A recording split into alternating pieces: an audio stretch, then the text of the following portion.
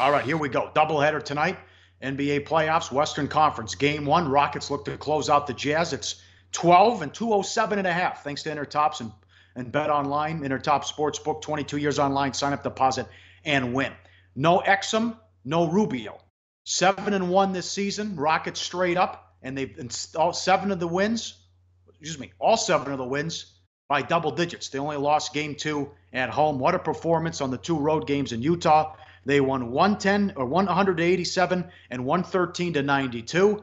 Tucker said it's all about defense. That's how they're going to go to the finals. And he's right. They're the number 2 defense in the playoffs, and they were number 6 in the regular season. They shut down Utah in those 2 road games. And in game 4, they held them to 39 second-half points. Sure. And the quote from P.J. Tucker is worth reading. Quote, "That's how we're going to win, period. Defense is going to win championships. At this point, everybody who's still in the playoffs is a great team. Everybody can score. Everybody can do anything. So it's going to be the team that prevails on defense, the team that gets stops, that's going to win." And of course, Utah shot 51% from the floor in the 2 games in Houston, 41% from 3-point range.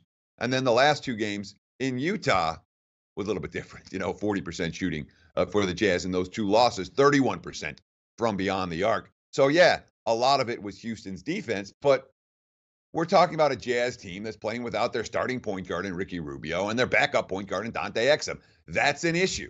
The strained left hamstrings are a problem that's not going to go away for the Utah Jazz in Game 5. And look, Game 2, they had the remarkable shooting performance. Donovan Mitchell was finding everyone. Inglis went nuts, and Crowder went nuts, and they just torched him from the perimeter. But that was then. This is now. Since that Game 2 success, we haven't seen Utah, A, hit any of those perimeter shots, and B, even get many good looks against a Rockets defense that looks fairly focused at this stage of the campaign.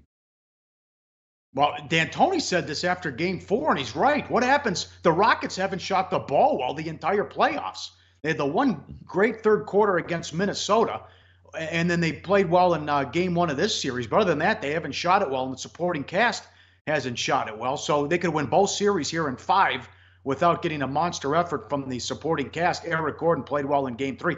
But the big key, and it is a big 3, Paul Harden, and don't forget about Capella, who's the most underrated player in the league. He's averaging 15 and 13 in the playoffs and is outplaying Gobert and has been terrific at the rim, blocking shots. Guy's been awesome a whole season and in the playoffs in this series. Sure. Look at the quote from James Harden talking about the center behind him.